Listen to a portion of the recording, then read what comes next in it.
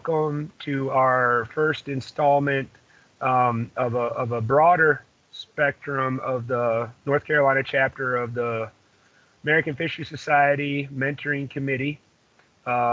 This committee formed February of 2019, or 2020 actually, sorry, prior to COVID at the startup of at the chapter meeting occurring in New Bern. And thanks to COVID, we've been a little bit off, as with other things, but we'll get started now. And really, through that time, I've learned a lot from both professionals and students, and through one-on-one conversations, attending other meetings, observations, and that the biggest thing I think that I've taken from it is to not do things in a vacuum per se. And let's just chat about some things that maybe might be myths, might be facts, but once everyone's aware of the facts and the myths and all of that, then we can keep moving forward along. There's Jessica with the camera on. And so with that, I'll start with introductions, and then I'll just call out from my screen. Looks like I see 9 other participants, so for a total of 10. So my name's Kevin Dockendorf. I'm the Fisheries Research Coordinator for the North Carolina Wildlife Resources Commission. I've worked with the agency for 18 years and have my bachelor's from Iowa State University and master's from University of Florida, with varied positions with Iowa DNR and Illinois in between that time, for about 25 years of experience overall. I'm in the public sector and appreciate the opportunity to be here today. With that, I'll start calling out Todd, or TD, Van Middlesworth. Hey, sorry, trying to get my camera back on. I'll go ahead. I'll get it on here in a sec. So, hey everyone, my name's TD Van Middlesworth. Can you hear me okay? Okay. So I'm the District 2 Assistant Fisheries Biologist for inland fisheries with WRC.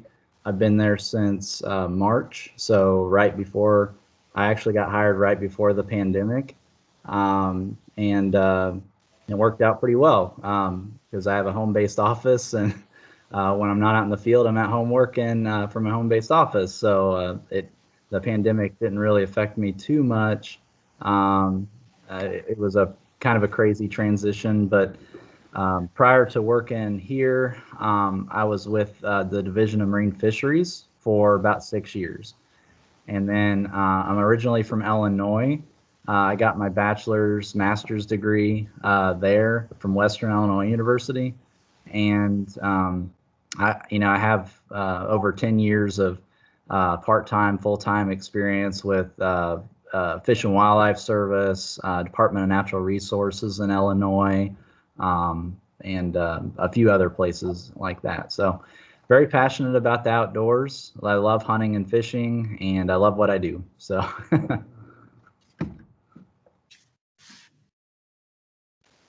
Awesome. Thanks, TD. Appreciate you being a newly NCFS chapter member. Welcome aboard. And we'll move on over to Neil. Neil's audio is out. He mentioned that he would listen in and email or send chats later. Neil, do you want to place anything within the chat?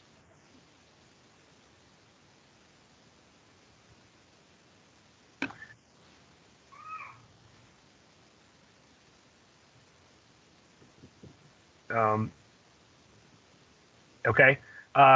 Neil has been with the North Carolina chapter for some time. He's worked at North Carolina Department of Transportation.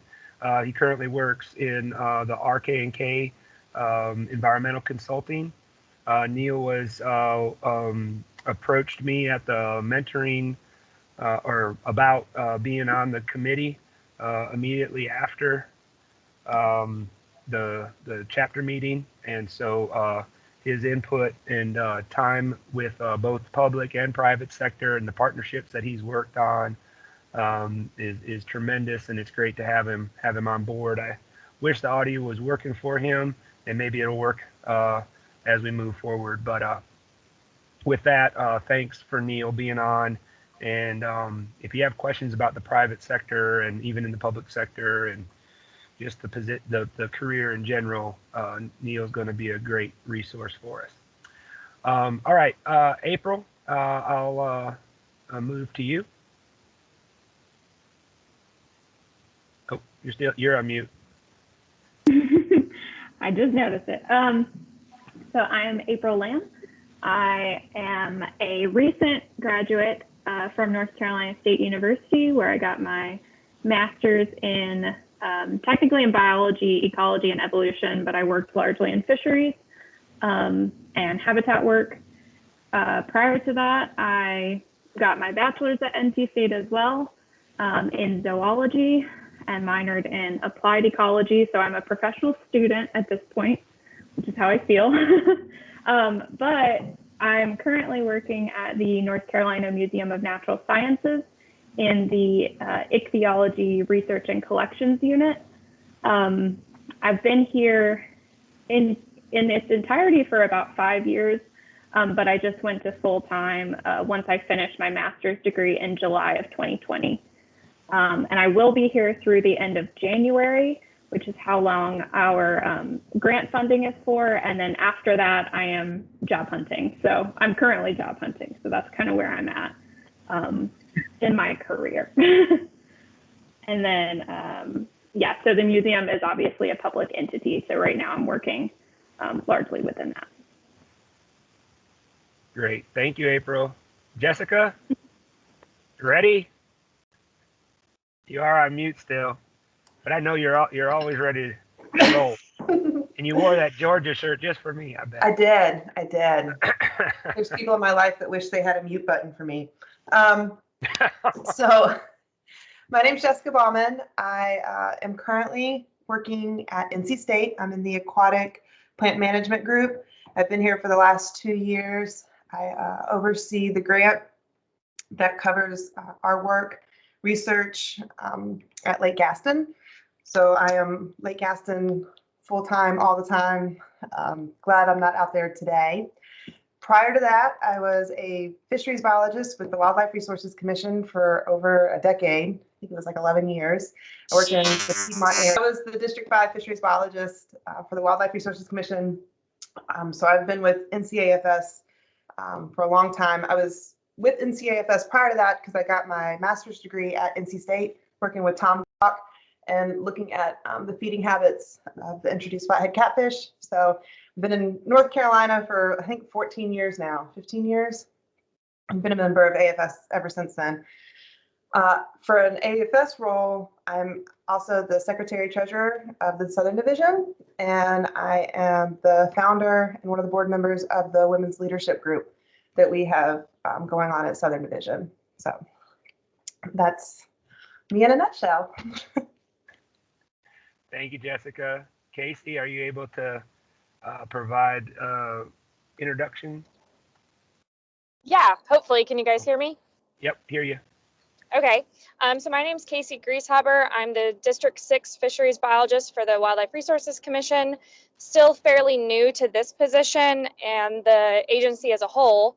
I got my undergrad at UNC Wilmington and my master's at NC State. And then I did some work in Puerto Rico in between those two. And I also went out and worked in Washington. So I've been kind of all around. Went to a couple Washington meetings, started by going to Tidewater meetings, and then now Southern Division and North Carolina meetings. And I would definitely consider myself an early professional still a little bit. And I'm available anytime if anyone ever needs, help with anything, email, phone, I'm available. Awesome. Thank you so much, Casey, for joining us from the field. Wilson, can you hear us? I see you're still on mute. Yeah, I can hear you. There you are. Yeah. Hey, everyone. My name is Wilson Zhang. I'm currently in Davis, California. I graduated my bachelor's at NC State back in 2016. I worked along with the co-op unit with Dr. Kwok, and also worked with Jaime Gonzalo in Puerto Rico for a while. And then after my time in North Carolina and Puerto Rico, I moved to California, working with the U.S. Fish and Wildlife Service in Red Bluff, monitoring juvenile Chinook salmon and green sturgeon. And currently I am working for UC Davis, and I am applying for grad school here at UC Davis. Great. Thank you, Wilson. Ben?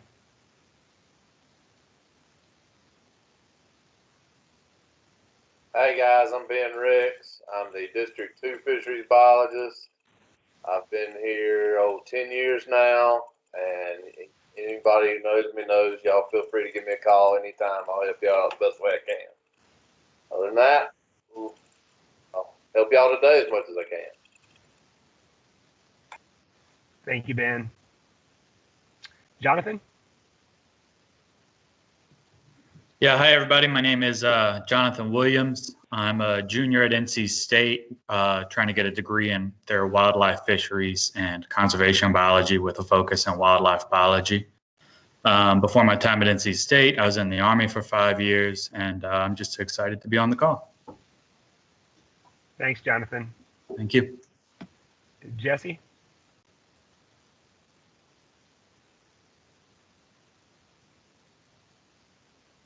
Might still be on there. I'm trying. Okay. Hey everyone. My name is Jessie Page Jordan. So I currently work for NC State for the Southeast Gap Analysis Project as kind of a temporary technician. Just got word today that I'll actually be continuing that contract for another year. So I'm also a wildlife educator. I've been a wildlife educator for the past 9 years. I'm originally from Virginia, but I've worked for the city of Raleigh for the past 5 years. I've also come from working at a nonprofit on Bald Head Island Conservancy. I also worked in Puerto Rico for a while. My main focus is actually in birds, but thanks, Kevin, for inviting me on the call today. I'm happy to talk about my experience with local government and working as a temporary tech as well. Sure, and thank you, Jesse, for coming. And Jesse and Jonathan, I met them at the Minorities and Natural Resource Conservation Group for CAFWA, and this is kind of how the panel somewhat formed as to how that works with professionals and students and young professionals getting together and working through and talking through some of these topics at hand. So thanks to them for joining us as well. Zach, I think, might be with us as well. It says he's guest. I got him on the lower end here. Zach, can you hear us? Are you able to do introductions? Yeah. Hey, everyone. My name, can I hear me? Hey, Zach. Hey. Yep, Zach Jong. Just recently finished up my career clerk survey at Lake Gaston, District 3 with the North Carolina Wildlife Resource Commission. And now I'm moving on to Tennessee Tech Wildlife Resource Agency. So I'll be working in Cookeville over there with Mark Rogers. I'll be working on Asian carp there with a couple of the grad students there. So I'll be working as a technician there, and hopefully in the future, talking about grad school and all that stuff. So I'm just kind of getting the feel of it and everything like that. But yeah, I'm looking forward to it. And yeah. All right, Zach. Well, I'll keep you on the hot seat there, and moving into the next section. And again, thanks everyone for going through introductions. I think it's vital to our conversation today and throughout the mentoring committee. Knowing each other and being familiar with what each other do as far as skill sets and strengths and how we can rely on each other. Zach, so one thing, or for everyone, some meetings that I've run in the past over the course of my career, but most recently when we talk about a meeting is managing the expectations of the outcome as to you're participating for a reason and I want it to be of value to everyone, and the one way to do that is to actually identify those outcomes that you're expecting. And I'm not, I don't necessarily ask anyone to speak about them if you'd rather just write them down. What I basically do is just that it's your responsibility to determine that this meeting was valuable because you attended and your outcome was met. Because I'm not sure if I know I can't read your mind, so I'm going to try to meet some expectations through the agenda we have here, but I do just want it to be of value to all. So with that, is there anyone that would like to share any comments about your expectations from today's meeting?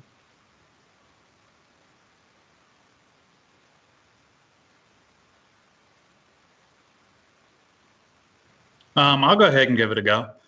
All right. I think for me, trying to keep expectations low, because obviously this is our first time. I would imagine there's probably some kinks to work out. I think it'd just be good to kind of meet some people, get to know some people, especially like this is my first year at state, and it kind of started off with COVID-19 and no in-person classes and all that. So that's been difficult for me. I haven't met a whole lot of people. So I think that'll be most important for me. And then I also, and I know that one of the discussions is going to be whether or not we're at the carrying capacity for the profession, everything like that. And so I'm hoping that we can kind of get to that and get sort of some hopeful messaging, some hopeful outlook for everybody involved on that. I think that'd be good for everybody. Awesome. Thank you, Jonathan. Mm-hmm. I appreciate the keeping the expectations low because, yeah, this guy here has some kinks in first runs, but through y'all's help, we'll get through it. Well, Kevin, since you're running this meeting, my expectations are very high. Okay. And just kidding. Right. So, okay. So I'll add to that on expectations. Working with the Women's Leadership Group, we have found that, on a Southern Division, we have a very broad audience in a lot of different geographical areas. And one of the main challenges we're facing is trying to get that interaction, that mentorship, when we only meet once a year.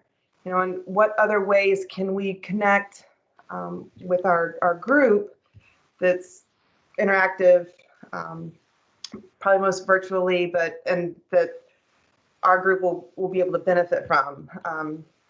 And so that's kind of what I'm hoping for with this group. This is on a much smaller scale. So within a state where, geographically we see each other a lot, and being able to take some of the things that we develop here and expand them into that broader divisional setting is kind of my goal. Thank you, Jessica. That's great. Well, I can be low and can be high. I'll try to shoot right in the middle. All right. So, just kidding, Kevin. Don't stress that. All right. Anyone else have any comments that you'd like to share? Again, don't have to. You can just write them down. But it's just as responsibility to what your goals are. And if anybody wants to chat in, TD. Yeah. I just wanted to say, well, I appreciate y'all for coming on this call, especially, those of you that are looking for jobs or students. I'm sure that, when I was in school, I know, and, the rest of us can speak for, say the same thing, I'm sure, but we didn't have a pandemic like this where we couldn't go attend classes in person. That would be so bizarre for me thinking about it, like thinking back when I was in even grad school and stuff. But I'm sure that's very challenging, and you're not quite getting the same experience that we did. So I think this is really good that, we can meet virtually like this. But yeah, I think networking like this is very important, and it certainly got me today. I had some really awesome people that, I've always been a very quiet and shy person. Over the years, I've gotten better at that, but I had a great mentor I still am in touch with since before I could drive. I'm 32 now, but back when I was 15 years old, that's where it kind of all started for me. And I'm still in touch with her. Her name's Gwen Kolb. She works for Fish and Wildlife Service, and she's in New Mexico now. But man, she still reaches out to students and helps them kind of get on their way. But she introduced me to so many people and got me to talk to so many people. It was awesome. So anyway, I think, you know, that's what's made me appreciate things like that, kind of getting to this point. So hopefully we can help you guys, and you know, like kind of echoing what everybody else has said. You know, if there's anything I can do to help, you know, feel free to reach out to me. You can email me. We can get that information to you anytime. I'll be happy to talk to you about career stuff or education stuff. So.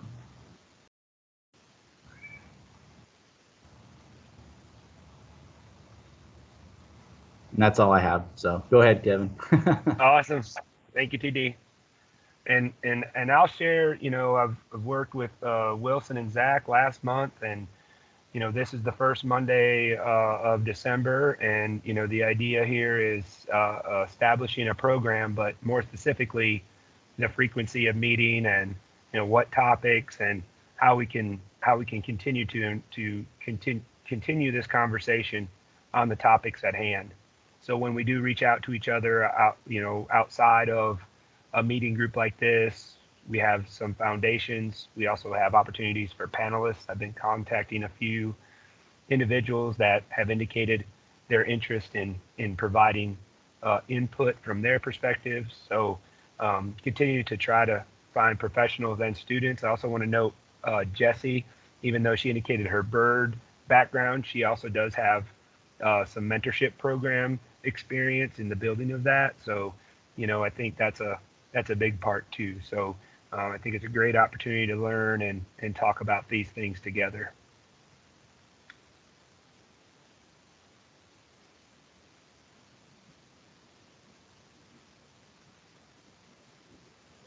All right. Anyone else would like to share, or we'll move on to the next Jonathan's carrying capacity. Jessie. Oh, so yeah, I just wanted to chime in and say that, yeah, I do have some mentorship experience, especially before I started grad school.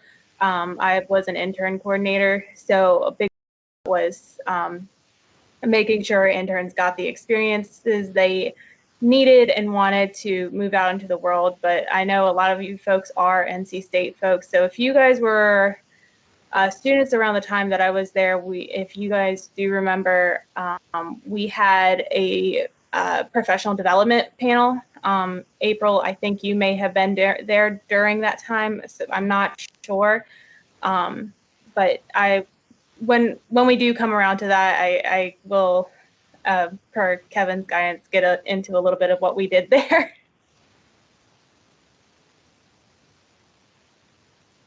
Thank you, Jessie. I appreciate that background, and that's great that you have those connections back to for intern coordination.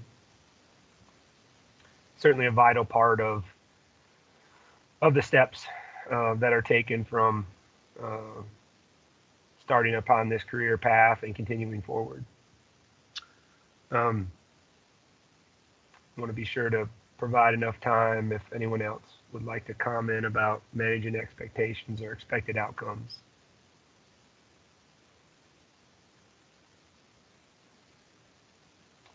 All right, seeing no hands up and everyone's ready to learn about carrying capacity or apply their knowledge about carrying capacity. Just wanted to, you know, share or have discussion rather than in the email about the NC Tower information that I shared and the relative exponential increase of students with a bachelor's degree from NC universities from the public universities. So that includes NC State and UNC Wilmington and Western Carolina, Winston-Salem. 6 or 7 universities are in there, and that's just that biology, conservation biology degree. We can add parks, we can add some of those things in there, but it pretty much just continually increases. And some things to keep in perspective about state agencies is that if there's 660 some students coming out of a university in the state of North Carolina every year, that's like saying that we would be able to rotate out every year from the entire agency. And the reality is that most of those state positions are 25, 30-year careers, and some longer than that. Because if you're in North Carolina state government for 40, you get an award. So, I mean, it all depends on your perspective. So with that, I put in there the carrying capacity or supply versus demand. We can probably talk about it either way, but I just wanted to get your comments or input or thoughts about what those numbers might mean to you.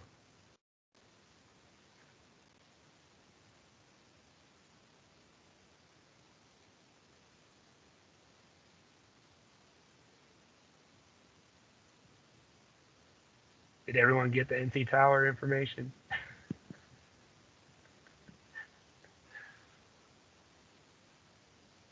Jonathan, I'll let you start. Yeah, I'll give it a go. I mean, as far as what the numbers, just the raw numbers mean to me, I mean, obviously for me, someone who's at school right now and is hoping to obviously get a good job after this, it provides sort of a bleak outlook, or it can. But then I think maybe sometimes I'm a little too optimistic, and I think with this large number of people getting degrees and becoming educated, obviously it's only going to be good for the environment going forward because it's more people who care. And then out of necessity comes innovation. And so hopefully a lot of these people looking for jobs, maybe they can collaborate and come up with an idea for a business, or think of innovative ways to get everybody work and to get everybody being productive and beneficial towards everything. And I think this is a career where a lot of people care a lot about the environment and wildlife and everything like that. But I think with the numbers of people graduating, obviously we need to care just as much about our peers and people alongside us, because reciprocity is going to make you successful if I can help somebody get a job, or if I can help somebody start their business off in a positive light. Obviously I want to do that, and I would hope that people would want to do that for me as well, which I think obviously there's people out there that do, and they want to help you. And I kind of want to provide that myself as well in whatever way I can.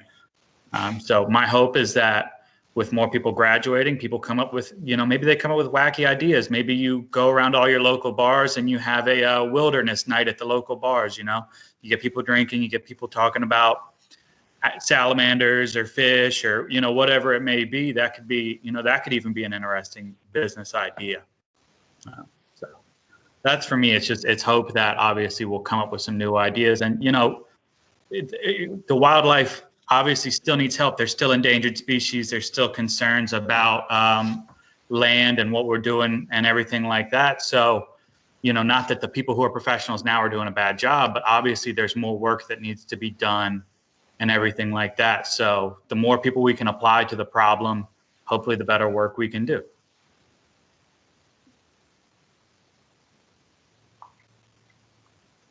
Thank you, Jonathan. I appreciate that perspective. And yeah, I think it's just, again, the opportunity is there. How it lines up for an individual can, how it's lined in the stars and luck and following that career path. I do want to note that Neil has shared in chat, nothing new to having more students, graduates than there are jobs. I finished my master's in 1986, and the same was true then. Consider related positions, private sector, not just strict sense fisheries positions. Don't get too discouraged. And, I think that for those of us in the profession, and for myself as well, I sat in my classroom at Iowa State University, and the first day of class, the department chair came in and said, look to your left and look to your right and reflect on yourself, and just one of three of you will have a position when you graduate. So, I think it's just a matter of, again, keeping that as a reality, but at the same time, if you're passionate and your work ethic is there and that's what you want to do, we need people like that. It's just a matter of that is the information you're getting um, the facts and the reality, and not that it's bleak, it's just that's the facts. Mhm. So I think we need to be encouraging to those that are passionate about it and those that want to know more. And for folks like TD and even myself, as whether you think I'm an introvert or not, but I tend to be. Um, it's just one of those things that we have to build each other and rely on each other, because really that's how we get through some of these problems that we're facing in the natural resources. So I think I think the I think it's really good to talk through these things and get as much information out as we can for that. And from a mentoring aspect, looking at this graph, you talk to so many of the undergrads that are coming out of school and they're like, I'm done with school, 4 years, gonna have a bachelor's, have a great career. And I think from a mentoring perspective, that the higher that bachelor number goes, the more important your master's, your PhD levels are going to be in order for you to be competitive for the jobs that you really want. Not saying that you can't have the perfect job with bachelor's, but I think that, as Neil was saying, when I'm talking to these undergrads, I really stress that you need to get experience, whether it's a 6-month temporary position, not only for you to know really what you want to do, but also so that you just keep adding to that resume. But also being able to talk to them, okay, you don't want to get your master's, but if you did want to get your master's, these are kind of the steps that you need to do, and open up that conversation so it's not as scary when they do decide, I can't get the job I want with my bachelor's degree, I need to go on. Then they're already kind of familiar with it, and it's not as a scary process. Same thing with meetings, being able to network and to put them in front of the people that are going to make a difference. That's kind of what those numbers say to me. Thank you, Jessica. I appreciate that. TD? Yeah, I really like what Jessica was saying, and totally agree with her. I do think that from just talking to lots of students myself in the past, interns, etc. It does come down to like what that person wants to do, because there are jobs out there that I've met lots of people, even in this job for no longer than I've been in it this year. We had a group of individuals from Williamston, and they had their bachelor's degrees. They were wildlife resource technicians, and they helped Ben and I on the Tar River catfish survey earlier this year. Did a great job, and we kind of talked about it a little bit, because they were asking me about kind of like, why did I want to be a biologist? Why did I want to get a master's degree? And I just told them my story, and my story was, I was like, when I got my bachelor's, I graduated, and I'm the first one in my family to go to college, so that was kind of a big deal. And when I got out, I was like, all right, I'm done. I was kind of like, I don't want to do any more school. But and I worked, I worked a technician job for a while, but then I just had a really great opportunity kind of present itself, and I just kind of decided, after being around other biologists that had their master's degree and were doing some really cool things that my current position wasn't quite letting me do. I wanted a little bit more, so then I considered it and eventually kind of pursued it. So and it just kind of all worked out,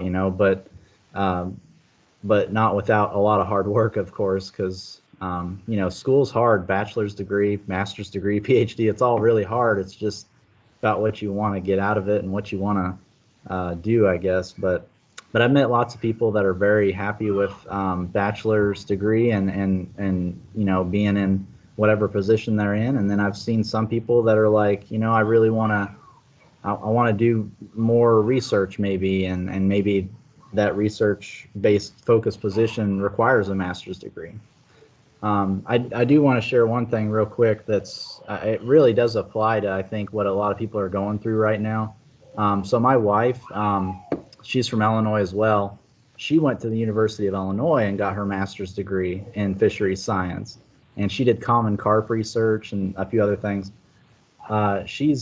So when we moved out here a few years ago, we were living in Manio, where I was working in the Outer Banks as a marine biologist.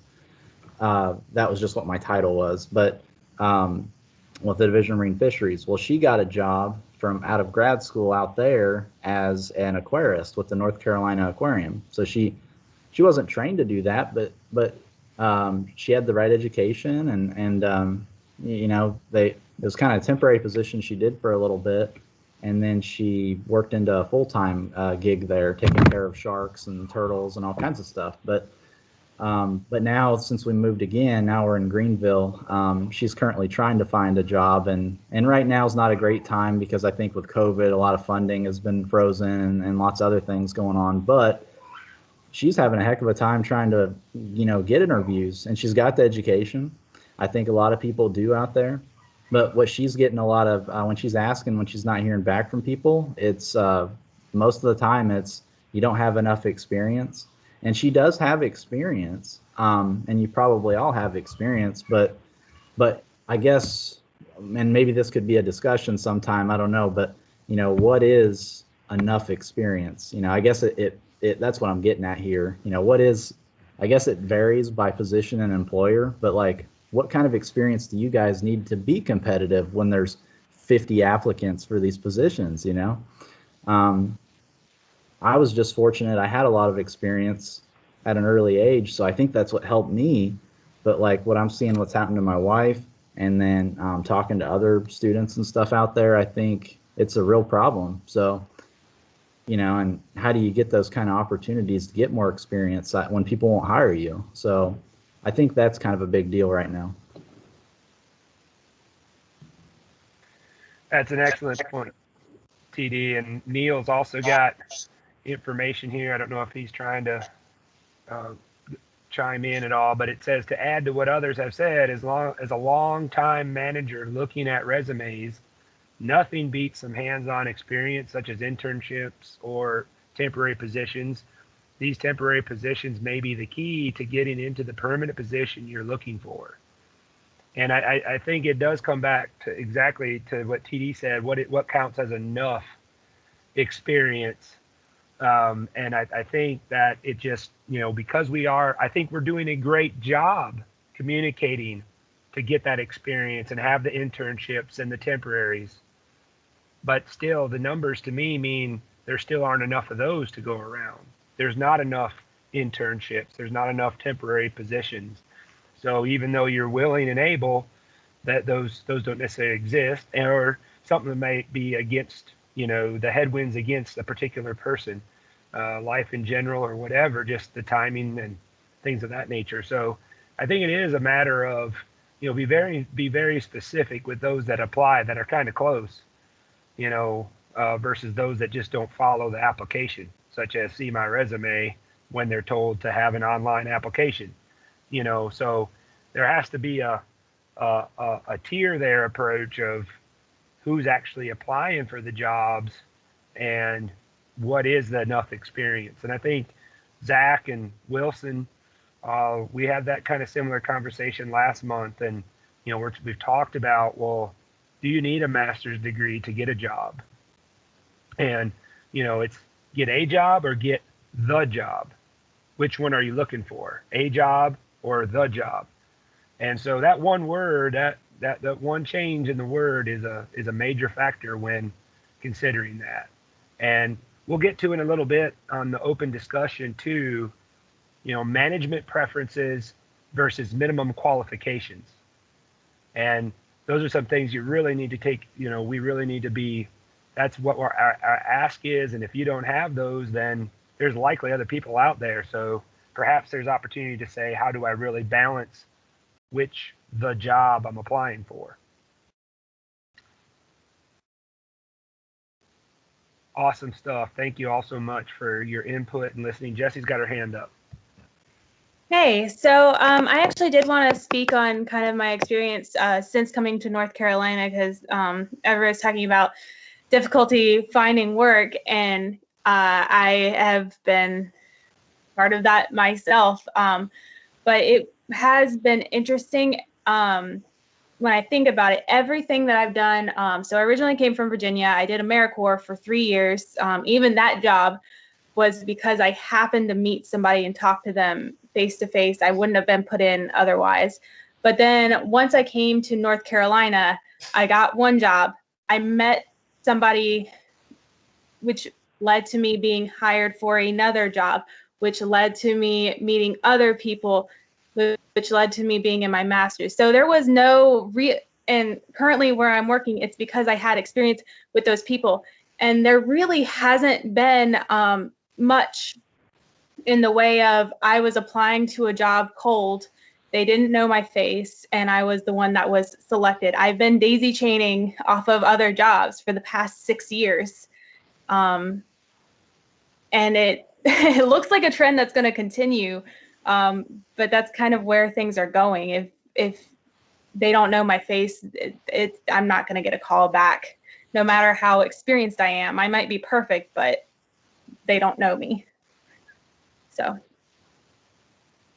Excellent point, Jesse. And I know Ben's had a similar, comments about that, and we've talked on the phone one-on-one about that familiarity aspect of things, and really it does come back to the experiences and knowing somebody to know somebody to know somebody. And Zach's a great example of that through working with the Wildlife Commission as a Creel clerk, and both his supervisor and knowing Mark Rogers at Tennessee Tech.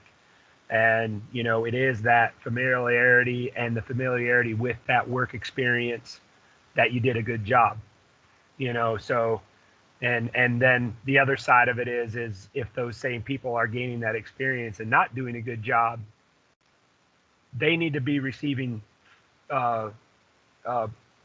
constructive criticism as to that component, and not just, well, it just wasn't your timing, or some false hope that just keep, because if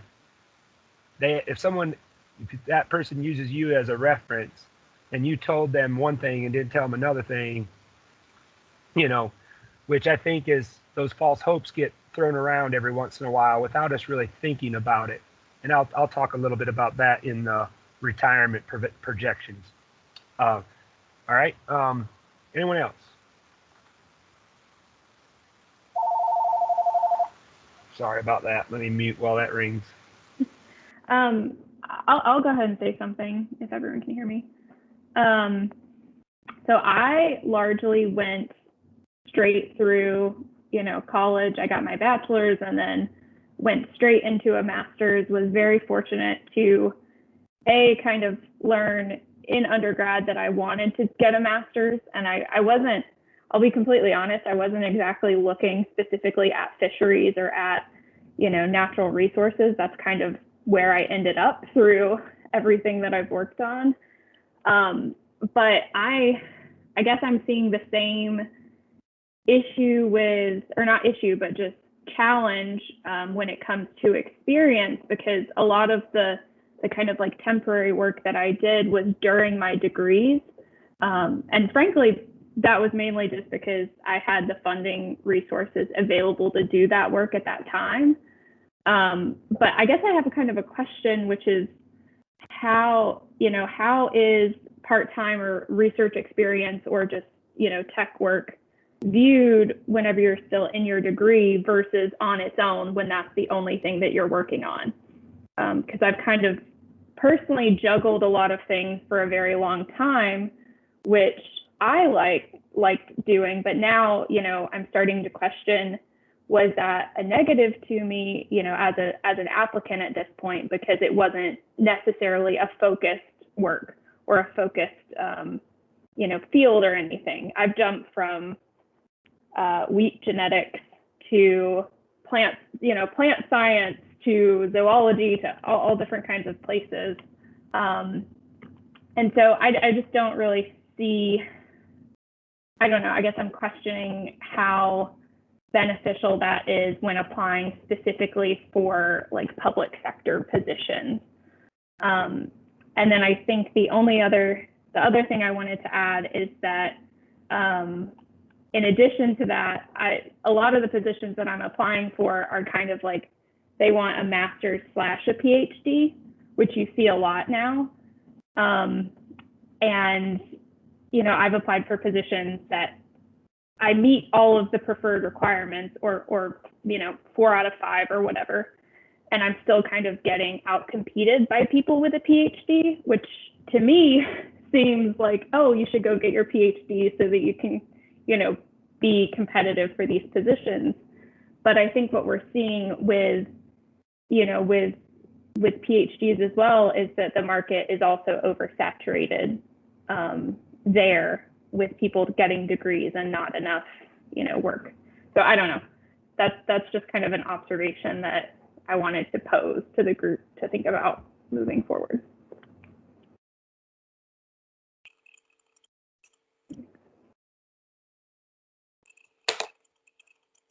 You want me to take it, Kevin?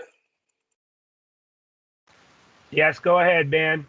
All right. Well, there was several things in there, and since I don't have a PhD, I'm not sure that I can advise you on PhD level positions. But as far as I think you're doing what you need to do. I know it's better when we're reviewing applications to see that somebody is trying their dangest to stay in the field and stay, you know, and getting after it as best they can. You know, we all understand that, you know, things don't line up perfect, but it's better to take those temporary jobs and those and things like that than it is to say, well, I went and worked at Lowe's for 6 months. I mean, you got to do what you got to do, but at the same time, if we know that, like, okay, by looking at this person's job history, this is where this person wants to be. So to me, it doesn't necessarily speak poorly of you if you have to go somewhere else, but it definitely speaks to your ambition if you stay and you're chipping away at it. So I guess that's what I would say. I mean, everything's case by case and that kind of thing, but I think you really just I think staying after it is a smart decision that you're making. And even if it's not exactly in line, as long as it's close, I think that's a good thing.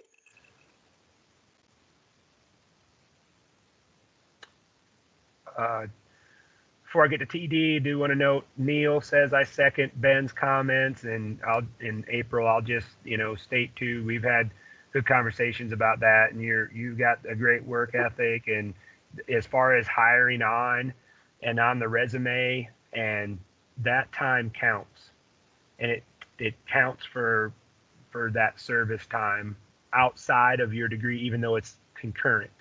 And I think just when you're in your, you know, be sure of identifying that as concurrent work, that you were juggling both your master's or your bachelor's and doing all that work concurrently with everything else you're doing, because that's what we do, right? I mean, when we get out there, we're juggling. We can't just stay focused on one thing all the time. We're juggling so much other stuff.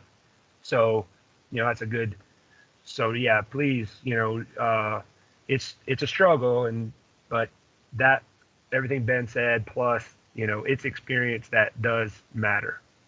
TD.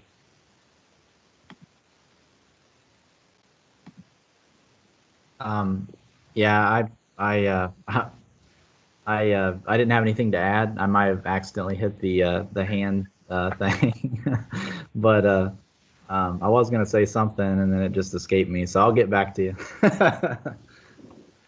My bad for interrupting. I'm sorry. No, it's fine. I was thinking and then no, I'm good. And one thing I'll add with, you know, having all of that experience and bouncing around is when you go to an interview table, you don't know what kind of different projects people may have in the wings. So instead of looking at a person going, well, this person knows how to work with largemouth bass populations and that's what they've been doing for 5 years, they can look at you and go, oh man, she's got habitat work, she's got plant. Oh, maybe we can start that project. Maybe she'll have ideas for this. And So I will agree with everybody and say that, being on that interview panel, seeing that experience, seeing that you probably have ideas that, we want to get into this area, but none of us know how to start, that you would be somebody that could do that. I think that came into play more so sometimes than, well, this person's been working as a technician for Tennessee for 5 years. Okay, that's cool. But I think that variety put people ahead more often than staying in the same position. Absolutely. Excellent points, Jessica. Yeah, and I think I could add to that a little bit. Obviously I'm not in a hiring position or anything like that, so take it as you will. But I feel like background to come into something is a good thing because it gives you different viewpoints and a different way to come at things. Whereas someone who says, oh, you know what, I want to work with bass, I've been working with bass all my life, they're locked into a certain way of thinking versus me. I was in the military for 5 years, so I don't have a whole lot of wildlife experience, but I know what a good leader looks like. I know what a bad leader looks like. I know how to develop people. I know what attention to detail looks like, and I might have some outside the box ideas that other people may not think of just because of my other experience. So there's a way to frame your experience in an interview to say, I have other ideas. I have additional things that nobody else has. And that's a good way to help yourself look good.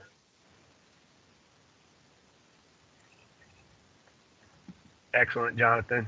That's perfect. Ben?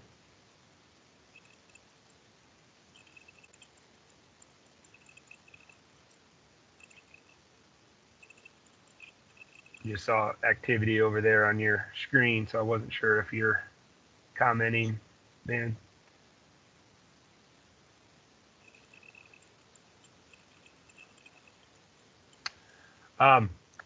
So I have sent that information to all 5 university professors that are on the chapter to share with them that data and to get their inputs and thoughts about the potential for, what are they training their students and, working towards that, and, universities having some sort of accountability towards that as well, knowing that the contribution to the challenges that are out there, the barriers that are out there, 1,800 students coming,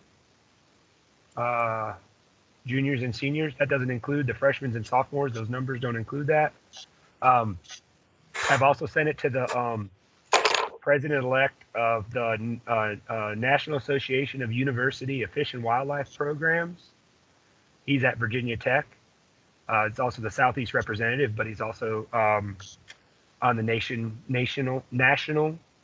And I attended that meeting back in September sometime, and they were talking about the challenges that were being faced. And so, it's bringing that back around is that it's university, it's the profession, and it's the hiring agencies and organizations. And that's 3 points of everyone being on that same page as to what those challenges are, and sharing this information, that the minimum qualifications are this, but what really creates that key for you to open that door is how you make that key, because the door is always going to be locked and for you unless you've got the key, regardless if you get the foot in the door or not. I don't think there's much of a space there anymore. I think that's always been the case, is you're developing your key to open the door. The door's there, foot in the door, you got to have a key. And that key is you to develop yourself to that position that you're, and sell yourself to. What was that I was going to say? Oh, and I've also shared that with the minorities in natural resources conservation.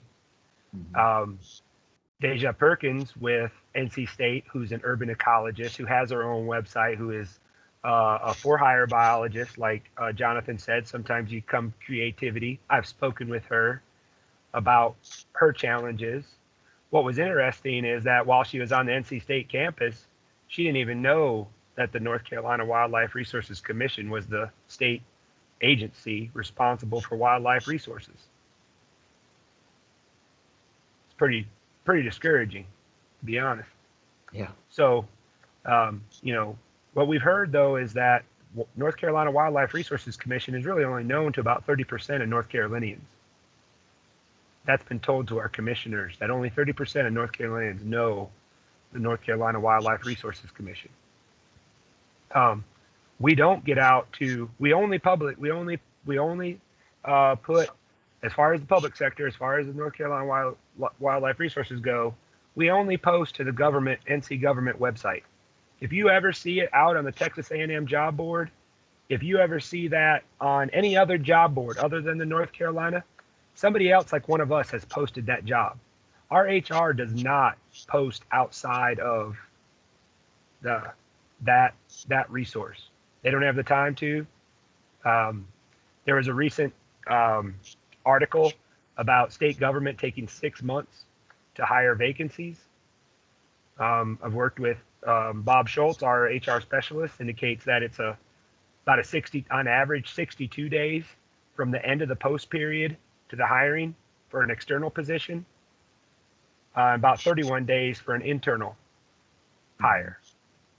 So we're better than the state average, but still, it's going to be about 2 months before you hear something as soon as you put your application in. And think about the number of applicants, as TD talked about. I'm kind of jumping into the deciphering the application and hiring process here. But for the first time in many years, since our agency created the Lands and Water Access Division, most every one of those temporary positions was an internal only hire, which meant that even temporary solution staff were not eligible for internal only positions. And only until recently, you may have seen it, that Mountain Region conservation technician position that was posted, that was the first time it was ever an external position since the creation of the Lands and Water Access Division from the get-go. Usually they have to go as an internal only, then wait to see what the application was, and then post it back external. So the data I've got back from the hiring manager is 140 applicants for that one position, and just 40 are referred. So only 40 met the cut of the application to referred process. And who knows if those 99 others were going to learn their fate as soon as that goes. From what I understand, that doesn't happen.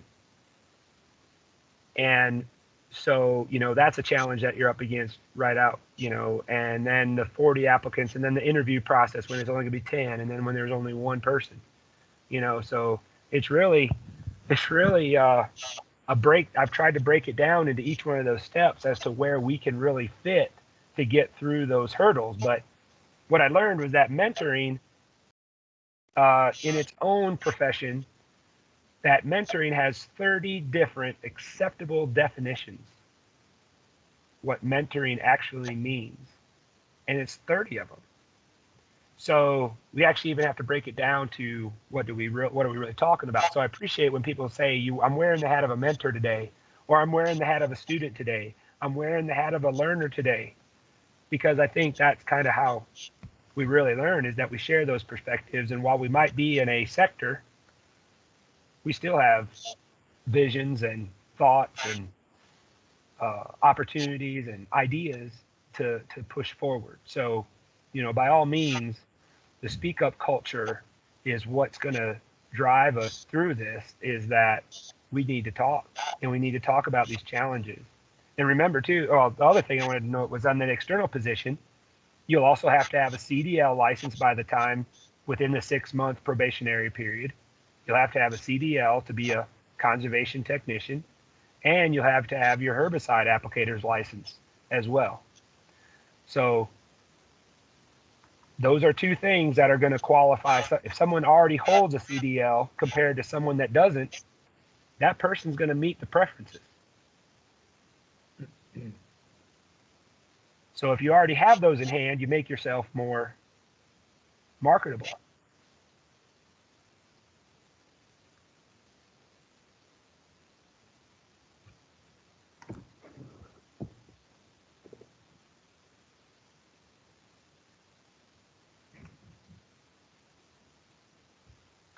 I hey Kevin. Yeah, go ahead. I was just gonna say I haven't been in North Carolina that long, but I think so. Just from talking to people here and then thinking about Illinois, there I'm pretty sure some fish and wildlife jobs out there you had to have a CDL because you'd have to drive a big truck occasionally Right. for random tasks. But Hatcheries generally. yeah, a lot of people don't. I think I don't know. I'm just from my perspective, talking to folks, probably wouldn't even know they needed that until they were applying for that job. So Yeah. that makes it a little tough, but I guess that's like applying for any job. There's always going to be stuff like, oh, okay, I don't meet this requirement, I meet this requirement, but right. Still, yeah, that makes it tough on somebody if they would be a really good candidate for that, and they didn't have that one little thing. So. Mm-hmm. Yeah, and there's different tiers of a CDL. You're not out there necessarily driving a semi, but you need to have that heavy equipment operator. And it's not to say you wouldn't have time to learn that, but going into the position, you would need to know those what are going to keep you hired. Yeah. And at the same time, that's a good, the minimum qualifications versus management preferences. And we just had a posting of the admin officer for, so if you go in there, there's a minimum qualification, but then there's a management preferences is 3 years of administrative work, especially in law enforcement. So, that's what they're looking for. You meet the minimum qualifications, great, but what if there's one more person out there that has all of that for the preferred, then, so it again comes back to applying for the job or a job and, trying to find out who is responsible, who's the supervisor. Do you have a chance to talk with that hiring manager outside of the recruitment process to maybe get a better idea to fit and familiarity, and do I know someone that person knows that knows me, and 6 degrees of separation really starts to play. I'm not Kevin Bacon, but I'm Kevin Dockendorf, and you can rest assured if you know me, I probably know somebody. But anyway, I won't go on that anymore. But open competitive versus exclusive, I put that as a quotation mark. So like I'd said about the internal hires, but those are announced on those are also announced, as are opportunities to promote. So even if I wanted to promote to an open vacant position or internal only or anything like that, I still have to fill out the online application. So the online application portal is for all North Carolina hiring. So anytime you see a job on there, you're applying through the online application process. And you can see the job posting and you'll know whether or not you qualify. What I really think is a challenge are the technician positions that aren't necessarily available other than by the person that's hiring a technician, and how far they get distributed and how that networking is connected. Because if you're only connected to who you know, then the people that have that experience might not even have a chance to get to know you as a hiring person, or that position exists. So when we hire Creo clerks, when we hire that type of stuff, there is a lot of word of mouth there, but it's important, comes back to the familiarity with someone, because then that kind of keeps working. But how does a person get out into that? Jesse, you had a great, the daisy chain approach. It's who you know, then who you know, then who you know. But it is a small world we do live in the wildlife resources conservation career, and there's a lot of people out there, really. So I empathize with the situation.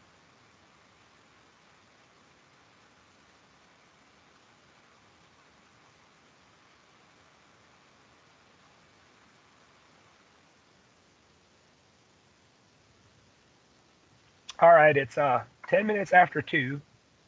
I've talked a little bit. We've all had great discussion.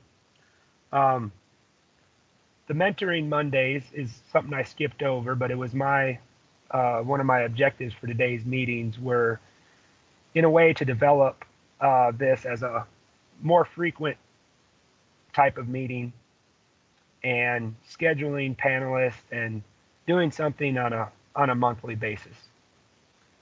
Or as others have indicated, perhaps maybe not every month, but frequently, quarterly, or something of that nature. So I wanted to get some perspectives from y'all on that, if I could, please.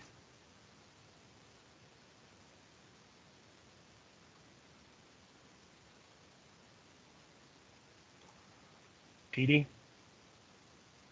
So the Mentoring Mondays, what were you envisioning? As far as, would it just be, like you said, a panel, but would we meet for like an hour and just invite people to come and talk to us, or do like a question answer thing? What do you see it being? Well, I think that's the beauty about planning, is that we can talk about these things and what we might consider it as, because I really just, the concept is to get together more frequently than once a year, like Jessica says. Yeah. You know, that, if we only get together once a year, it's pretty much a challenge. We don't know where we left off at, and what tasks got done, and where our successes are and where we're at. The other side of it is that I'll highlight the North Carolina Wildlife Resources Commission Partnership for Inclusion. There is a mentoring component to that, and the relevancy roadmap, and that's a grant that we applied for, a group of us, cross-divisional staff.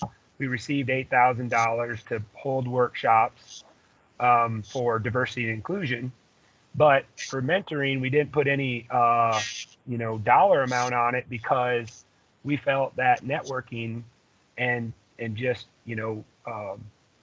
learning from what already is working, that as professionals and as students, we've been doing this already.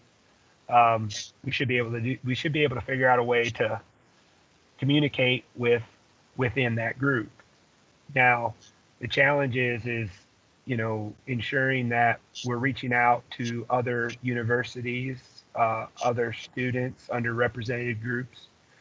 And I mean, we just broached the subject of how many students are there. We're not talking anything about each one of the challenges each one of the students might have. So, it can be big and broad, and we can take a really big chunk out of this elephant and choke.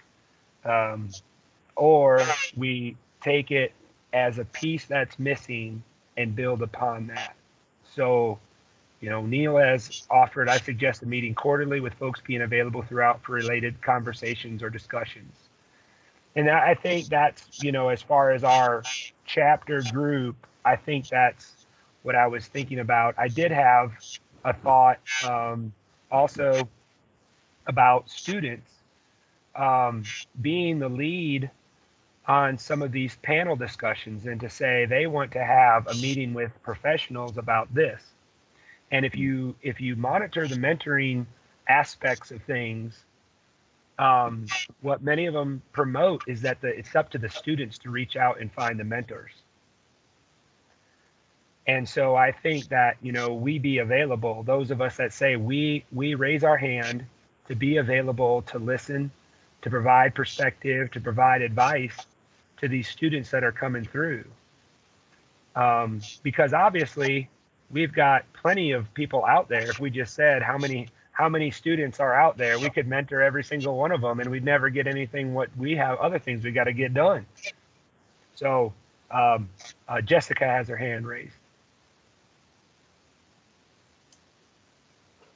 So with the Women's Leadership Group, we've had this discussion, and the concept of the student needs to find the mentor can be difficult if you remember being a student, and it can be a little overwhelming. One thing we did at the last Southern Division meeting was we had a mentee meetup, and we created a Google form, and it had just a bunch of different questions on it. And it wasn't just restricted to student mentor. You could be a professional and still want to mentor. Maybe you want to see what else is out there. Maybe you're working in the government field. You want to see what's out there in the private field. You just don't have any experience with it. And based on people's responses, we matched them up on the back end and said, here's contact information, go. And that seemed to go over really well. We had a lot of positive responses from that. And so when we start moving forward and thinking about how often do we need to meet, what does it need to look like and be formatted, maybe having something like that to our membership of, what are you looking for in mentorship? How would you like this to kind of play out? And then we can kind of format it to what our members want. And it's not just, our group talking every time. It's reaching out and being able to facilitate that for our members. Yes. Yeah, that's another very powerful way to adapt to these networking opportunities beyond the traditional realm, only through application or come to a meeting or, the COVID, as challenging as it is, I think it's opened up opportunities that, for me, being home office for the last 17 years, I hated going to Raleigh for driving 3 hours for a 1 hour meeting and then driving 3 hours back. I tried to make my meeting days so I talked with everybody that was in Raleigh so I didn't have to do 10 trips. I'm absolutely loving the virtual platform. It's what I started in audio or Adobe Connect Pro. Ben probably remembers that. But I've been long looking for this type of stuff. I think it's great ways to have information transfer.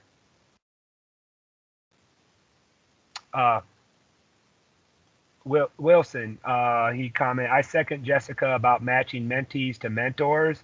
As a Doris Duke Conservation Program Mentor Advisor, this method has a high success. April says, I second Jess's sentiments. Additionally, it would be helpful to have that set list of questions determined by students and or professionals ahead of time. Yes. Publicized prior to each meeting. Yes. Agreed. So that's awesome. Excellent. I like it. What else y'all want to add?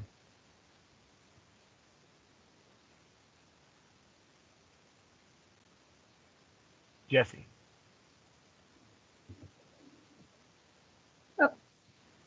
So I don't know how much of a help this would be, but when we did organize the series for at NC State, because it was just everyone in the DSA coming up with ideas of what we wanted to see. This isn't so much on the mentor-mentee aspect, but looking at topics for meetings, we had broken it down to, the whole idea was how do you put yourself out there and how do you figure out where you want to go professionally. So one example of the topics we went through was getting yourself out there on social media as a scientist. So that was one that was relatively successful. We had another one, which I wish had a bit more success. So there's questions about advertisement there. But we pulled in folks from different sectors as a panel to actually ask them questions and have them discuss amongst each other to actually compare what is it like working for the private sector, what is it like working for nonprofits, and have that conversation all together. So that I think it's one thing to kind of talk to folks individually, but it's another to really have that conversation as a group. And then there was another one where we just had folks that talked about their experience through academia and applying through other jobs. But I wanted to add a bit about the panel. Excellent. Thank you, Jesse. Yeah, and then as far as the group, what is the size of the group? What are, when you start getting bigger and bigger and bigger, I think this is a great group size, but there's the potential for it to get even larger than that. So April introduced me to Sasha, the vice president of SFS, and they're ready to advertise it so that what are we going to learn, what can we do, what are so like, but it's also, that takes time and effort that I've got my own, well, you're supposed to call them lifelines now, not deadlines, lifelines, but I've got my own lifelines that I'm working on myself. January 15th is a very hard deadline for me for my research project, so you're not going to hear from me before January 15th. This will be probably the last time unless you connect with me individually. So I'm not doing any more meetings. You know what I mean? So, we have to balance that out. I mean, it's a work-life balance, and it's a challenge. Wilson had his hand up. Yeah, talking about like getting hired at jobs and stuff. Those who are looking for, students who are looking for jobs. I think the important thing is people understand is like your CV. I see a lot of student CV from the Doris Duke, and I found out that a lot of them don't know how to write a CV or cater a CV to a specific job. And a lot of students don't understand that state, federal, academia, and the private sector, there's different formats. Like, example, when I was applying for U.S. Fish and Wildlife Service and the Army Corps of Engineers, they have a standard that it should have this in it or the format they want. And I believe a lot of students don't understand that. Like, there's a certain standard. And although y'all a little older, it's probably changed ever since, from your time to now. And a lot of people don't understand that, for these systems, like the federal government or some of the state agencies, that you have to beat the computer first. And then you go to HR, which is crazy because the HR people are not even biologists or, scientists. So they don't know what you know. And also they have like this grading process in the feds, and they just mark you off of that. Then it goes to the biologist. People don't understand the process of that. And the reason I found out was because I have a buddy named Bradley Stokes. We work in the feds together up here in Red Bluff, and he found the pamphlet, and we start catering our CV to their standards, and we start getting more interviews. We start getting our application referred. And just being here in Davis, I just applied just because I've declined 5 federal jobs from the U.S. Fish and Wildlife Service and Army Corps of Engineers. Just because I just wanted to see that process work, and it has. And it's crazy because once you find out how to apply for jobs, it just constantly comes better. Like you just get better at it. And every agency is different. Every state is different. And I believe as mentors, we should, help our mentees or, the people who are coming up about the process of applying for jobs. Sometimes it's more, sometimes, yeah, the stuff, but can you put it on a piece of paper, for them to see it? If you can't do that, then they don't know what you know. They don't know how good of a biologist you are or, what experience you have. And so I believe this is very important for students who are, coming for applying for jobs, and also people who are just graduating grad school and stuff. Is sometimes, it's about how you cater your CV. Oh, definitely. All excellent points, Wilson. Thank you. Jonathan.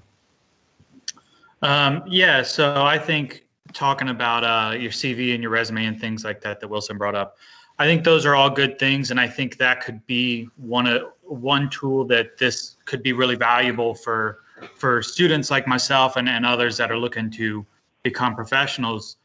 I think it's really important to have a good resume, which, Kevin, you went over mine and really helped me out with that. And then it's important to have a LinkedIn profile, but I don't know a whole lot about LinkedIn. And so maybe one of the conversations within a future meeting could be someone who has their LinkedIn really dialed in, or someone who's a professional at setting that up who can come in and discuss that. And so maybe there needs to be some sort of a head for this discussion group here, whether, you know, a student and a professional or a committee or whatever, to say like, okay, we need to talk about LinkedIn profiles because that's a problem, or we need to talk about resumes, or even, you know, maybe kind of like a book club format where it's like, okay, there's a specific topic that someone posed that's really important, and we want everybody to go over this, and we'll come back and have this discussion in a month or in a couple months.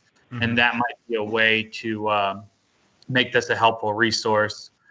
And then another thing I think would be helpful is, you know, obviously internships and experience with temporary positions are super valuable, but they're also very difficult to come by. I mean, speaking for myself, I've applied for a couple of spring internships, and I haven't gotten any of them, which sucks for me. Whoever gets them, that's great. You know, I hope they do well. But that's difficult for me. And I'm a person who's trying to figure out where I really want to fit and where I'm really interested in. And that's a question I get asked a lot. Like, what do you want to do with this degree? And it's like, well, you know, I'm really interested in game species, or I like herpetology, but you know what? I really like to fish too. And so like, I'm trying to figure all this out. And so I think another valuable resource is, you know, if we could set up some way that students could shadow the professionals, where it's like, okay, hey, listen, if you can come in on a Wednesday at 3 o'clock, you can see what I do as far as research or paperwork or this and that. And you can get an idea if you're interested in working in the state or federal sector or whatever, you know, whatever it may be. I think that could be valuable because it's a lot easier to shadow somebody than to get the valuable internship or the valuable temporary work position. So I think those are all good things that we could create out of this.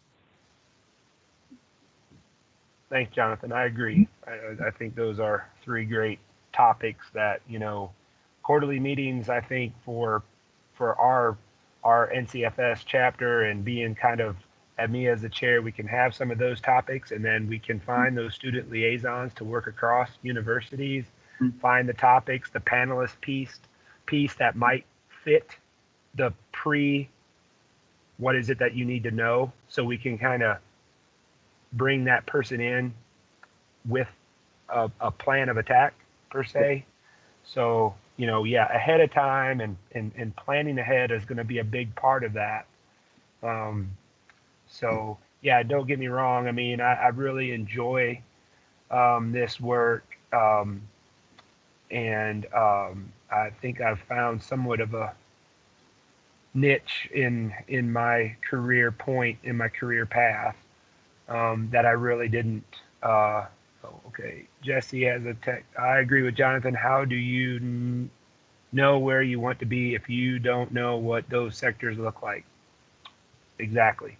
So, you know, I think today's meeting with trying to have as many or representatives from sectors here to listen and understand where students are coming from. But I think there's follow-ups that will go beyond this, and private sectors and public sectors, and we can get our membership in tune. And I think Kelsey Roberts shared with me the percentage breakdown of our chapter alone is about, it's like 30% public, 30% university, 30% private, and the other 10% of retirees and others. So that's a pretty good roundedness that we have, and then also that we have a team of mentors. And then as April and the Google Forms to keep meetings manageable, maybe we could set up a Google form for attendees to submit additional questions that may go beyond the scope of the meeting. These could then be addressed afterward or possibly at the next meeting. Yes.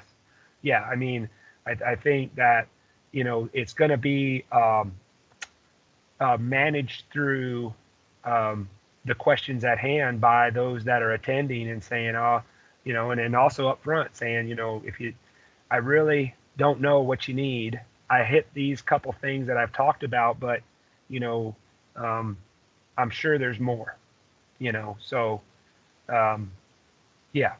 And I'm big on My wife gives me a heck of a lot of problems about when I say how long my meetings are going to go, and then she's like, "Yeah, you said they were going to last that long, and they just keep getting longer." So I really try to keep things back to the minimum if I'm the manager of the meeting, and I really like to have that stuff ahead of time to think about. So we are approaching 2:30, so I am not going to hold us past that, and I just want to leave the last couple minutes for any additional comments, questions, and if you have something that you want a topic for the next meeting, type it in the chat, and I'll work with y'all to build the next one.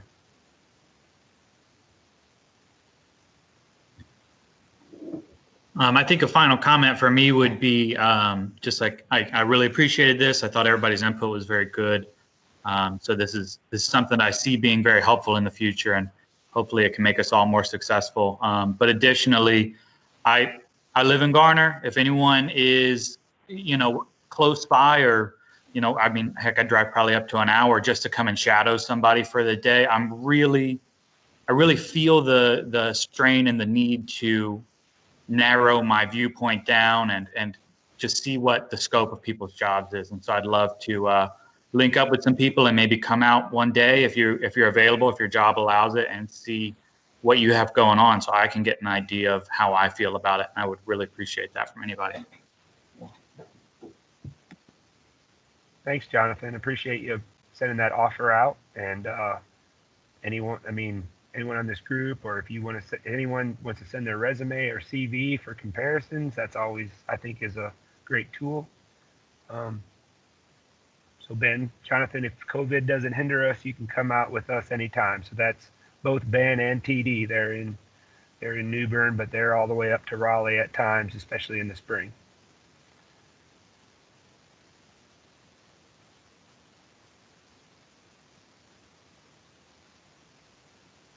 All right. Anyone Kevin, else? In the Yes.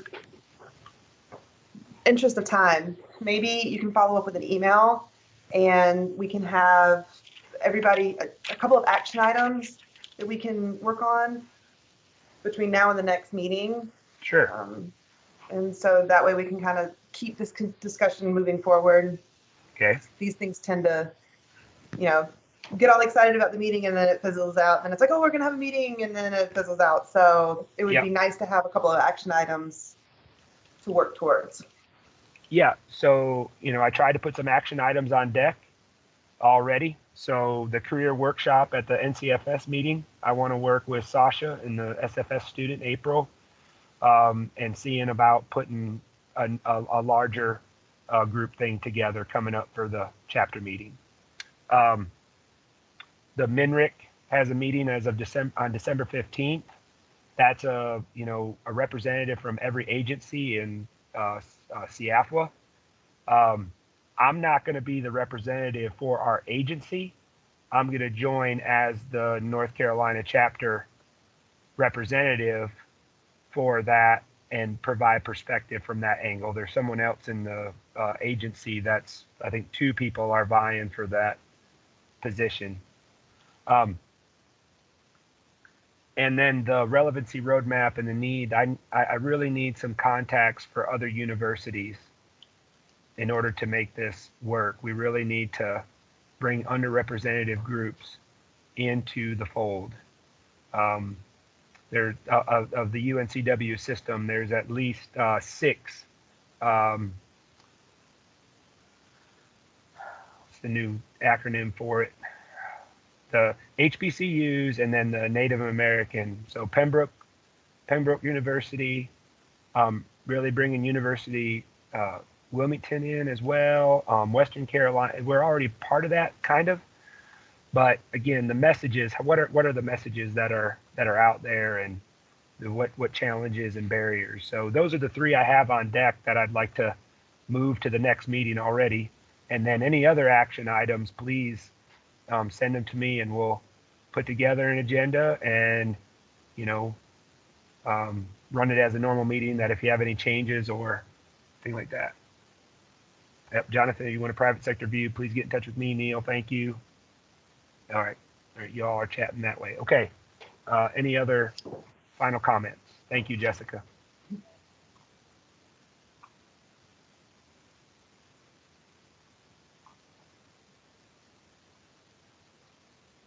Thanks, Kevin, for putting this together.